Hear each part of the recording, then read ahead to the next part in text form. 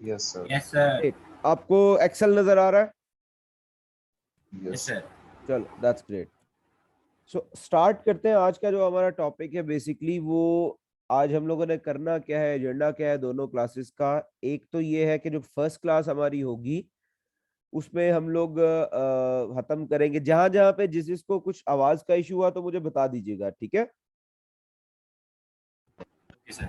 अच्छा, हम लोगों ने करना क्या है, हम लोगों ने आज जो पहली हमारी क्लास है, ये अभी 40 मिनट्स का सेशन रह गया बाकी का, क्योंकि जूम पे कर रहा हूँ तो जूम का 40 मिनट्स का ही सेशन होगा, ठीक है? उसके बाद हमें फिर ब्रेक करनी पड़ेगी। काइंडली किसी का ऑन है माइक वो ऑफ कर ले।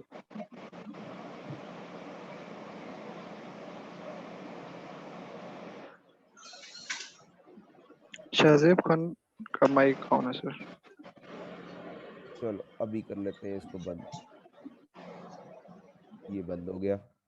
चलो अच्छा, जो हमारा एजेंडा है आज का वो ये है कि आज हम लोगों ने पहले तो वो थर्ड एडजस्टमेंट सीखनी है कंसोलिडेशन के लिए, ठीक है? उसके बाद हम लोगों ने एक नया टॉपिक करना है जो कि सेकंड उसमें होगा, सेशन में हम लोग करेंगे। उसमें आपके साथ दूसरे क्लास के बच्चे भी ऐड होंगे।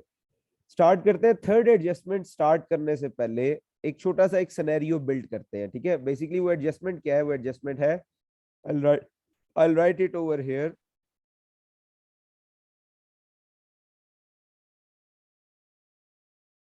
वो एडजस्टमेंट है अनरियलाइज्ड प्रॉफिट्स की। अच्छा, अनरियलाइज्ड प्रॉफिट्स क्या होते हैं बेसिकली? फॉर एग्जांपल एक कंपनी ए है, एक कंपनी बी है, ठीक है? एक कंपनी ए है और दूसरी कंपनी बी है। इन्होंने कंपनी ए ने सेल्स की कितने की? 1000 की, जिसकी कॉस्ट थी 500 की। प्रॉफिट कितना होगा? 500। 500। यूनिट्स कितनी थी टोटल? यूनिट्स थी 2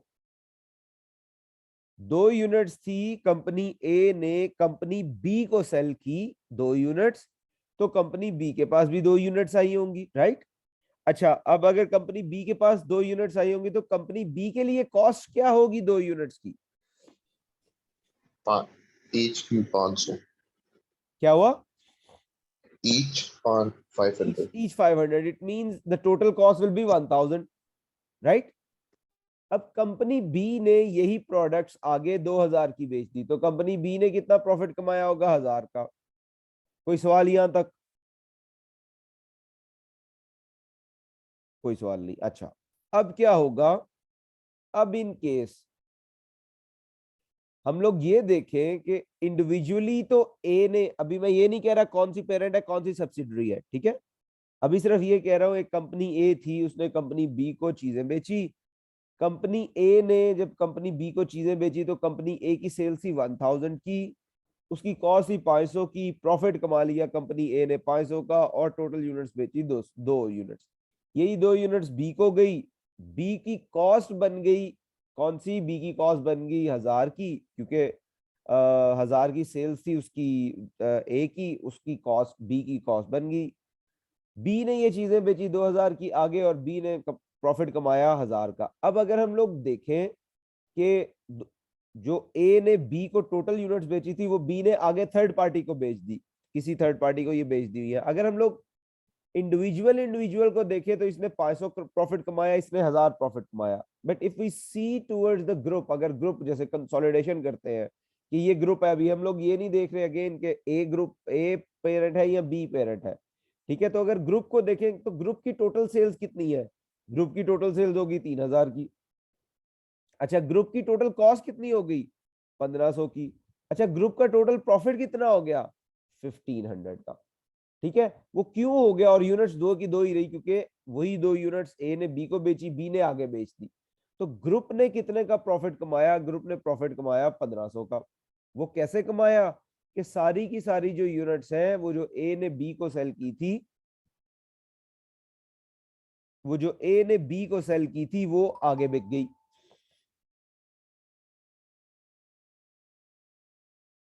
क्या कह रहा है भाई, कोई मैसेज आया? अलाउ कर दिया हुआ भाई, अच्छा।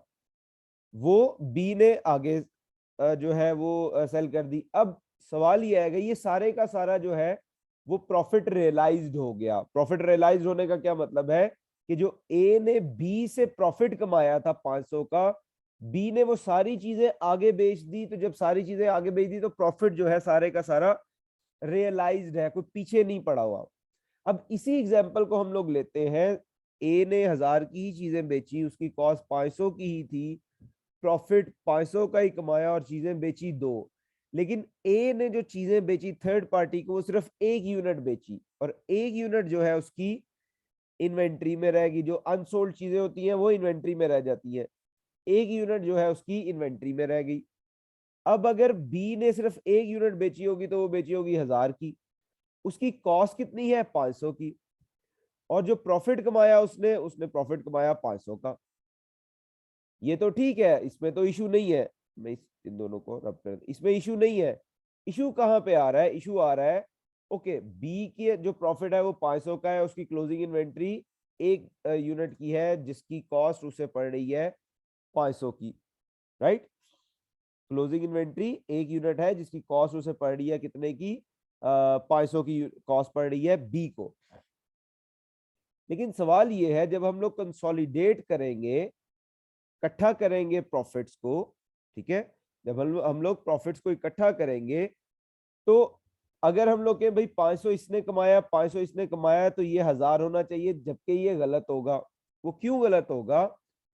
कि इसने जो 500 कमाया है, जरा गौर कीजिएगा, ठीक है, इसने जो 500 कमाया है वो कमाया है 2 यूनिट्स पे, और उन 2 यूनिट्स में से 1 यूनिट अभी तक बी के पास पड़ी हुई है। इसने जो 500 कमाया है ए ने, वो 2 यूनिट्स पे टोटल कमाया है प्रॉफिट, राइट, ए ने बी से। अगर तो इंडिविजुअल इंडिविजुअल स्टेटमेंट्स बन रही होती तो इशू ना होता बिल्कुल भी। लेकिन अब क्या हो रहा है, अब प्रॉब्लम ये है कि ए ने टोटल 2 यूनिट्स बेच के बी से 500 का प्रॉफिट कमाया और वो उसने रिकॉर्ड कर लिया। बी ने सिर्फ 1 यूनिट सेल की है, जो दूसरी 1 यूनिट है वो अभी तक उसके पास पड़ी हुई है क्लोजिंग इन्वेंट्री में, जिसके अंदर इसका प्रॉफिट भी शामिल है। क्योंकि एक्चुअली जो कॉस्ट पर यूनिट है जो कि ए को पड़ी हुई थी वो तो 250 थी, वो 250 कॉस्ट पर यूनिट थी ना, 1 यूनिट की कॉस्ट 250 थी। अगर हम लोग यहाँ देखें, यहाँ कर भी दूं, पर यूनिट कितनी आती? पर यूनिट कॉस्ट होती 250 की, क्योंकि टोटल जो है 2 यूनिट्स बेच रहे हैं। तो इस चक्कर में क्या हुआ कि इसकी कॉस्ट तो 250 है और वही कॉस्ट इधर भी आनी चाहिए। यानी कि जब हम लोग यहाँ पे क्या करेंगे, ग्रुप प्रॉफिट को कैलकुलेट करेंगे, तो हम लोग इकट्ठा इन दोनों को ऐड नहीं कर देंगे। हम लोग क्या करेंगे, क्योंकि ये जो ए ने प्रॉफिट कमाया हुआ है बी से, बी ने तो आगे सारी चीजें बेची नहीं है, बी ने तो सिर्फ 1 यूनिट अभी तक बेची है। तो अगर बी ने 1 यूनिट बेची है और 1 यूनिट अभी पड़ी हुई है जिसकी कॉस्ट बी रिकॉर्ड कर रहा है 500 की, लेकिन एक्चुअली उसकी कॉस्ट तो 250 की है ना। और आई टोल्ड यू पीपल कि जब हम लोग कंसोलिडेशन करते हैं तो कंसोलिडेशन का मतलब कमर्शियल फॉर्म ये होती है कि दोनों कंपनीज एक ही है, डिफरेंट नहीं है। तो ये तो नहीं हो सकता कि मैं ये कह रहा हूँ कि यार मैंने अपने आप को ही 250 की चीज जो है वो 500 की बेच के तो 250 का प्रॉफिट कमा लिया है, राइट। ये तो नहीं हो सकता। तो फिर हम लोग क्या करेंगे, हम लोग जब इसको इकट्ठा करेंगे, मतलब 500 ग्रुप प्रॉफिट को ऐड करेंगे कंसोलिडेटेड के लिए, तो हम लोग इन दोनों को ऐड करके इसमें से ये 250 वाला जो एलिमेंट है इसको रिमूव करेंगे। और यही 250 जो है, this is called unrealised profit. अभी तो सिर्फ मैं स्ट्रेट स्ट्रेट आइडिया बता रहा हूँ कि अनरियलाइज्ड प्रॉफिट की एडजस्टमेंट कर होती क्या है, मतलब अनरियलाइज्ड प्रॉफिट होता क्या है। Now if you don't have any problem, so will be moving towards के उसकी फिर एडजस्टमेंट कैसे करनी है। अब मुझे बता दे, एनीवन हैव प्रॉब्लम? अगर नहीं है, इस चीज की समझ आ गई है, तो हम लोग फिर आगे मूव करते हैं। हेलो, यस सर, आगे। सर आगे आगे समझ। ठीक है ठीक है। अच्छा, अब करते हैं जी आगे, मूव करते हैं हम लोग कि एडजस्टमेंट करनी कैसे है, रूल क्या है। देखो, हम लोगों ने अभी तक 2 एडजस्टमेंट्स की हुई है। एक एडजस्टमेंट की है करंट अकाउंट की, एक एडजस्टमेंट की है फेयर वैल्यू की, ठीक है। तीसरी एडजस्टमेंट ये है अनरियलाइज्ड प्रॉफिट्स की। नॉर्मली इंटरनेशनली जब बात करें तो इसको कहा जाता है PURP, provision for unrealised profits, ठीक है। लेकिन again this is a specific term which is used by some international books, तो कुछ और बुक्स में इसका नाम, इस टर्म का नाम कुछ और भी हो सकता है, इसको अनरियलाइज्ड प्रॉफिट भी कहा जा सकता है, ठीक है, इसमें कोई इशू नहीं है। अच्छा, जब अनरियलाइज इस तरह का कोई इशू होगा, और इसको ये आता क्या है, ये इंट्रा ग्रुप ट्रेडिंग का रिजल्ट होता है। जब दो कंपनीज एक ही ग्रुप में आपस में ट्रेडिंग करती है और क्लोजिंग इन्वेंट्री कुछ रह जाती है, तो फिर ये प्रॉब्लम आती है। तो करेंगे क्या, रूल क्या है, रूल है वो कहता है सबसे पहले determine the value of closing inventory still held within the group at the reporting date that are the result of intra group trading. ये अभी जो हम लोगों ने किया, इसी में हम लोगों ने फाइंड आउट किया कि जब at the end of the date जब क्लोजिंग हो गई, तो तब क्लोजिंग इन्वेंट्री कितनी पड़ी हुई थी किसी ए और बी के पास, वो क्लोजिंग इन्वेंट्री जो कि इंट्रा ग्रुप ट्रेडिंग का रिजल्ट था। तो सबसे पहले तो हम लोगों ने ये फाइंड आउट कर लेना है। दूसरा फिर फाइंड आउट करना है कि प्रॉफिट कितना होगा। अब यहाँ पे तो हमें स्ट्रेट प्रॉफिट, मैंने एग्जांपल दी थी कि 250 का प्रॉफिट है, हम लोग स्ट्रेट ला रहे थे, लेकिन एक्चुअली क्या होता है, प्रॉफिट स्ट्रेट नहीं दिया गया होता। प्रॉफिट के लिए दो टर्म्स यूज होती है, एक कहते हैं मार्कअप, दूसरे को कहते हैं मार्जिन, ठीक है। अब इसमें मैं दो सेक्शन को ये मैंने करवाया है, उन्हें मैंने ये भी बताया है कि प्रॉफिट मार्जिन और प्रॉफिट मार्कअप की जो कैलकुलेशंस है वो इधर इंट्रोडक्शन टू मैथमेटिक्स में सिखाई जाती है, इंट्रोडक्शन टू स्टैट्स में सिखाई जाती है, प्रिंसिपल्स ऑफ अकाउंटिंग में सिखाई जाती है।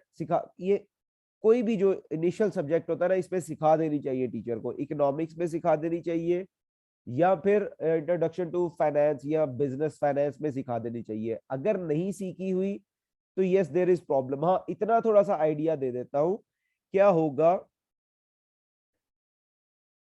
फॉर्मूलाज यहाँ पे लिख देता हूं मैं, उसमें नहीं जाऊंगा, जो है ज्यादा उसमें नहीं जाऊंगा, ये कैसे कैलकुलेट होता है, इसकी रीजनिंग क्या होती है।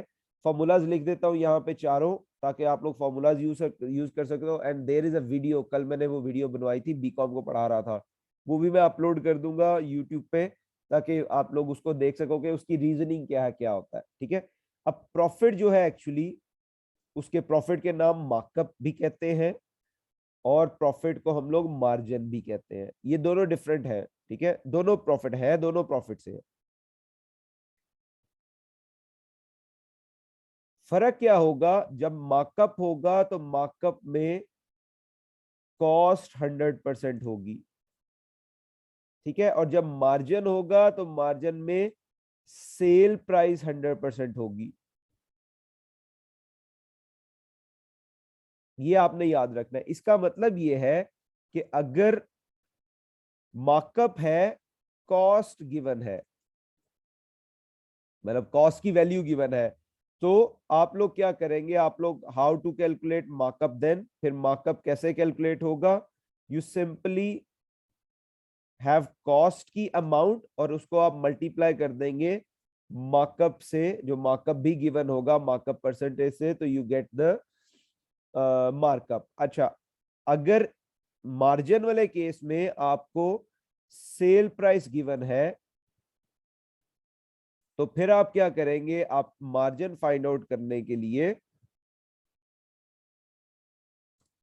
सेल प्राइस को मल्टीप्लाई कर देंगे मार्जिन की परसेंटेज से। ये तो दिस इज वेरी इजी, जहां पे आपकी जिंदगी आसान है। क्या करना है आपने, आपने जो है वो, मैं इसको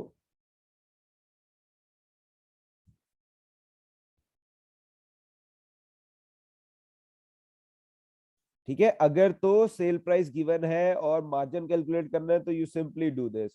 अगर कॉस्ट गिवन है and you have to calculate markup, तो you simply do this. But अब क्या होगा, मार्कअप के केस में सेल प्राइस गिवन है, ठीक है, मार्कअप के केस में सेल मार्कअप दिया गया और सेल प्राइस गिवन है, यानी कॉस्ट नहीं है। तो हाउ यू कैलकुलेट मार्कअप, आप फिर मार्कअप कैलकुलेट करेंगे, याद रखना, that will B sale price, जो भी सेल प्राइस होगी, divided by sale price percentage, और इसको मल्टीप्लाई कर दोगे। अब मैं सेल प्राइस परसेंटेज भी आपको बता देता हूं क्या है। इसको मल्टीप्लाई कर देंगे किससे, इसको मल्टीप्लाई कर देंगे मार्कअप से, and you will be getting your markup. ठीक है, इसी तरह अगर मार्जिन में कॉस्ट उसने दे दी, कॉस्ट गिवन है यानी सेल प्राइस गिवन नहीं है, तो फिर क्या करेंगे, वेट, फिर क्या करेंगे, फिर हम लोग मार्जिन कैसे फाइंड आउट करेंगे, मार्जिन हम लोग फाइंड आउट करेंगे, कॉस्ट गिवन है तो कॉस्ट ले ली डिवाइड बाय कॉस्ट परसेंटेज, और इसको मल्टीप्लाई कर देंगे हम लोग किससे, इसको मल्टीप्लाई कर देंगे मार्जिन परसेंटेज, जितना भी मार्जिन का परसेंटेज होगा उससे। ठीक है, अब फॉर एग्जांपल अगर परसेंटेज निकालनी है तो परसेंटेज का क्या मतलब है, परसेंटेज का मतलब है हमारे पास एक बड़ी सिंपल सी इक्वेशन होती है, sale price is equals to cost plus profit. ठीक है, सो फॉर एग्जांपल अगर हमें जो है मैंने क्या कहा है, जब मार्कअप गिवन हो तो कॉस्ट हमेशा 100% होती है, इसका मतलब क्या होगा कि sale price is equals to cost हमेशा 100% होगी, और इसमें ऐड कर देंगे आप जो भी मार्कअप की परसेंटेज गिवन होगी, तो अल्टीमेटली जब दोनों को ऐड करेंगे तो आपके पास सेल प्राइस की परसेंटेज आ जाएगी यहाँ पे। सो दैट सेल प्राइस की percentage you can use, I will put it one asterisk over here, that sale price की percentage you will be using over here. ठीक है, इसी तरह अगर हम लोग से यही इक्वेशन को देखें तो this equation will become cost is equals to sale price minus margin. ठीक है, जो यहाँ प्रॉफिट कह लो उसे। तो अब जब मार्जिन होता है तो आपकी हमेशा जो सेल प्राइस होती है वो 100% होती है, तो दैट विल बी 100%, और इसमें से आप माइनस कर देंगे मार्जिन की परसेंटेज, तो you will be getting what, you will be getting cost की जो है परसेंटेज, जो कि हम लोगों ने यहाँ पे लिखी है। ठीक है जी, ये चार फॉर्मूलाज हैं बेसिकली मार्जिन और मार्कअप से रिलेटेड, जो कि आप लोगों ने जहन में रखने हैं और करने पड़ेंगे। ठीक है, जिस जो कि जरूरी यूज होने हैं हमारे पास। अच्छा, अब वो दूसरा स्टेप क्या था, जहां पे दूसरा स्टेप हम लोग पढ़े थे, वो कहता था यूज इधर प्रॉफिट मार्कअप और margin to calculate how much of the value represent profit earn by the selling company. एक तीसरा फिर क्या करना है, make one of the following adjustment. अब एडजस्टमेंट्स क्या करेंगे, इंपॉर्टेंट है, जागते रहना वापस आ जाना। वो कहता है अगर पेरेंट सेलर होगा, अगर पेरेंट सेलर होगा तो हम लोग एक एंट्री पास करेंगे, एंट्री क्या होगी, डेबिट कर देंगे ग्रुप रिटेन अर्निंग्स को और क्रेडिट कर देंगे ग्रुप इन्वेंट्री को। अब इसका इफेक्ट क्या होगा, इसका इफेक्ट ये होगा कि अगर पेरेंट सेलर होगा तो वर्किंग 5 में जाके हम लोग एक लाइन ऐड करेंगे। वर्किंग 5 हम लोग कैसे करते थे, वर्किंग 5 हम लोग करते थे पेरेंट्स रिटेन अर्निंग्स, उसमें ऐड कर देते थे हम लोग प्रॉफिट, शेयर ऑफ प्रॉफिट, और हम लोग अब एक नई लाइन ऐड करेंगे जहां पे लिखेंगे लेस, लेस कर देंगे क्या, लेस कर देंगे जितना भी ये जो अनरियलाइज प्रॉफिट होगा उसको लेस कर देंगे वहां से। और दूसरी तरफ जो ग्रुप इन्वेंट्री है उस पर क्या असर होगा, हम लोग जब कंसोलिडेटेड फाइनेंशियल स्टेटमेंट बनाते हैं तो कंसोलिडेटेड फाइनेंशियल स्टेटमेंट में हम लोग सब्सिडरी और पेरेंट की इन्वेंट्री को line on line basis add कर देते हैं। तो वो जो लाइन ऑन लाइन बेसिस जब ऐड करेंगे उसको, तो ऐड करने के बाद जितना भी अनरियलाइज प्रॉफिट होगा उसको उसमें से माइनस कर देंगे। जैसे हम लोग करते थे करंट अकाउंट की एडजस्टमेंट के लिए, रिसीवेबल्स को ऐड करके माइनस कर देते थे एक अमाउंट को, यहाँ पे भी ऐसे ही करेंगे अगर पेरेंट जो है वो सेलर हुआ। अगर सब्सिडरी सेलर हुआ तो फिर क्या करेंगे, फिर क्रेडिट वाली एंट्री तो वही रहेगी, ग्रुप इन्वेंट्री को ही क्रेडिट करेंगे, यानी इन्वेंट्रीज को इकट्ठा करके माइनस करेंगे, लेकिन डेबिट करेंगे हम लोग सब्सिडरी रिटेन अर्निंग को। दैट मींस वर्किंग 2 में से, वर्किंग 2 में जाके हम लोग क्या करेंगे, हम लोग जो रिपोर्टिंग डेट वाला कॉलम है उसमें से माइनस करेंगे, रिपोर्टिंग डेट पे माइनस करेंगे। जैसे फेयर वैल्यू की एडजस्टमेंट हम लोग date of acquisition and date of reporting दोनों पे करते थे, यहाँ पे सिर्फ रिपोर्टिंग डेट में होगा। ठीक है, दिस एंट्री विल डू, और हमारे पास अल्टीमेटली तीसरी भी वो एडजस्टमेंट हो जाएगी। मैं अब इसी को एक क्वेश्चन करते हैं फटाफट से, आपके आपसे जो है आपको चीजें क्लियर हो जाएगी उस क्वेश्चन से। अभी तक किसी को कोई प्रॉब्लम है तो kindly you can ask. Anyone? सोए पड़े हैं सारे? नहीं सर।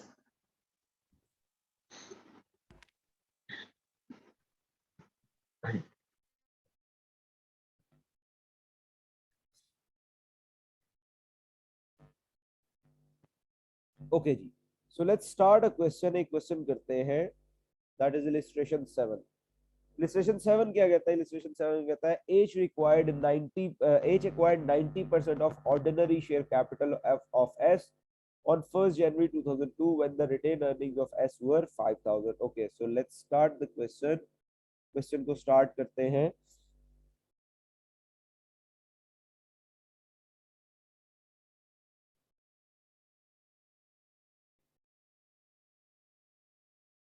वर्किंग वन हमारे पास आ गई। वर्किंग वन क्या कहती है जी? एच ने एक्वायर किया एस को कितना? H acquired 90% of S on on 1st January, कब? 1st January 2002। 1st January 2002 for, अब इंपॉर्टेंट है फॉर लिखना है, कितने का एक्वायर किया? मैंने आपको कहा था या तो आपको फुट नोट्स में से मिल जाएगा या आपको बैलेंस शीट में से मिल जाएगा। अब अगर बैलेंस शीट में देखें तो वो कह रहा है investment in S at cost, यानी सिर्फ और सिर्फ इन्वेस्टमेंट एस में है, और वो कितने की है? वो 34,000 की है। So I am writing over here $34, क्योंकि 1000 उसने नहीं लिखे तो 1000 वो मैं भी ओमिट कर रहा हूँ। ठीक है जी, तो वर्किंग वन हमारी कंप्लीट हो गई। वर्किंग टू की तरफ आते हैं। अच्छा, अब ये वाले जो क्वेश्चन है जहां पे इंट्रा ग्रुप ट्रेडिंग होगी, उसमें वर्किंग टू से पहले हम लोग एक और वर्किंग ऐड करते हैं जिसे मैं कह देता हूं वर्किंग 1.1। ठीक है जी, 1.1 वर्किंग होगी। ये वही है वर्किंग 1.1, किसकी? अनरियलाइज्ड प्रॉफिट्स की। अच्छा जी, अनरियलाइज्ड प्रॉफिट की वर्किंग देख लेते हैं। फुट नोट्स में चलते हैं क्योंकि अब बैलेंस शीट का हमारा कोई काम नहीं रहा। फुट नोट्स में पहले चलते हैं। वो कहता है S transferred goods to H.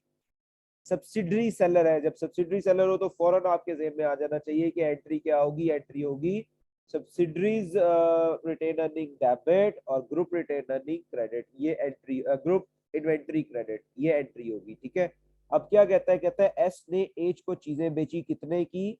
Selling price कितनी थी? सेलिंग प्राइस थी जी 18,000 की।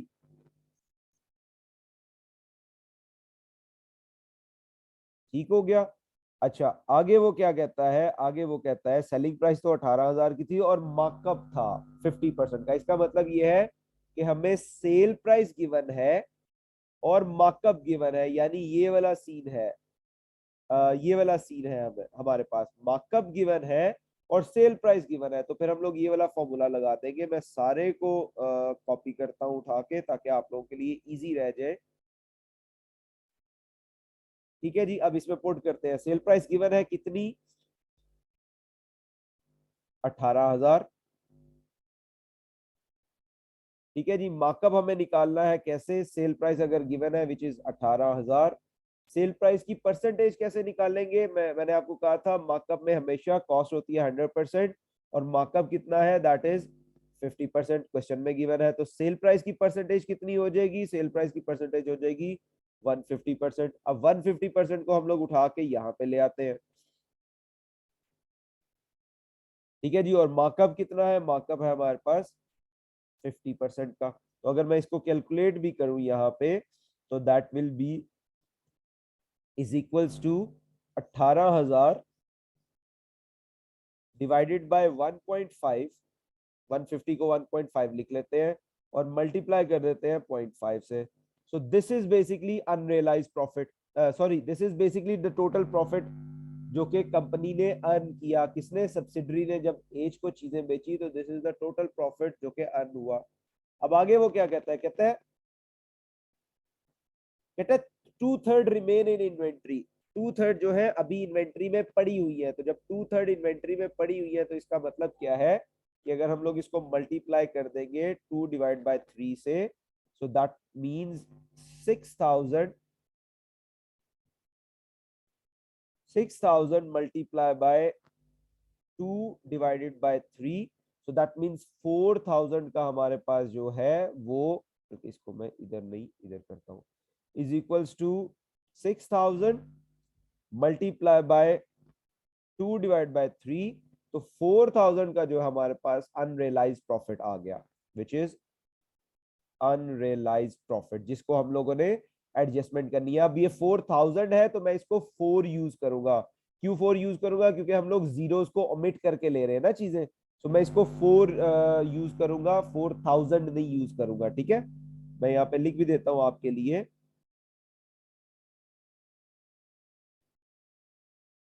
ताकि आप फिर कंफ्यूज ना बाद में करें। आफ्टर omitting zeros,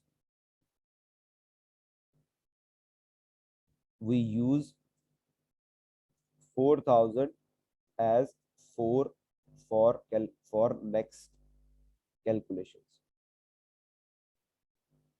ठीक है जी, वर्किंग हमारी हो गई 1.1 भी। अब आते हैं वर्किंग 2 पे। वर्किंग 2 कैसे होगी? वर्किंग 2 में हमारे पास दो आती है, एक्विजिशन, AQ लिख देता हूं, और रिपोर्टिंग। ठीक है, जल्दी से मैं लिखता हूं। अब हमारे पास रिपोर्टिंग में अगर हम लोगों ने देखना है, क्योंकि ये सब्सिडरी की है, तो रिपोर्टिंग में हमारे पास दो ही चीजें हैं। कौन कौन सी है? शेयर कैपिटल है और रिटेन अर्निंग है। तो मैं सिर्फ यही दो लिख देता हूं, शेयर कैपिटल है और रिटेन अर्निंग है। शेयर कैपिटल कितना है रिपोर्टिंग पे? शेयर कैपिटल है 5 का और रिटेन अर्निंग है 31 की। तो शेयर कैपिटल जो है वो 5 का है, रिटेन अर्निंग 31 की है। अगर हम लोग स्टार्ट पे देखें तो उसने कहा था जब एक्वायर किया था कंपनी को तो रिटेन अर्निंग थी 5000 की। तो रिटेन अर्निंग एक्विजिशन पे 5000 की थी, हम लोग जीरोस नहीं यूज कर रहे, तो I will be putting it 5, और जो शेयर कैपिटल है वो इसी तरह 5 हो जाएगा। अब क्योंकि सब्सिडरी सेलर है, तो यहीं पे हमारे पास एडजस्टमेंट आ जाएगी किसकी? अनरियलाइज्ड प्रॉफिट की, जो कि मैंने आपको कहा है कि आपने क्या करना है, आपने वर्किंग 2 में से, अगर सब्सिडरी सेलर हो, वर्किंग 2 में से ये लाइन ऐड कर देनी है और रिपोर्टिंग डेट में से इसको माइनस कर देना है। और वो कितना हो जाएगा? हम लोग ये 4 को माइनस कर देंगे। और ये 4 कौन सा है? ये 4 बेसिकली, मैं इसको स्टैरिक डाल देता हूं, ये 4 ये वाला है।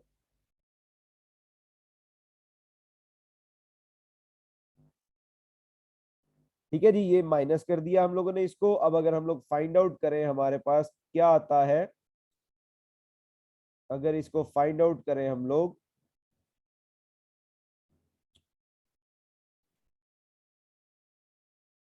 so that will be कितना? ये आ जाएगा हमारे पास 5 और 32, एंड दिस विल बी 10। ठीक है, और इनका डिफरेंस अगर देखें तो इनका डिफरेंस विल बी,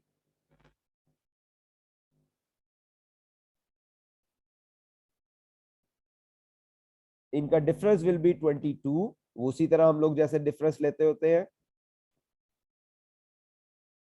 ठीक है, और उसका जो है पेरेंट का कितना है, यानी एच का कितना है?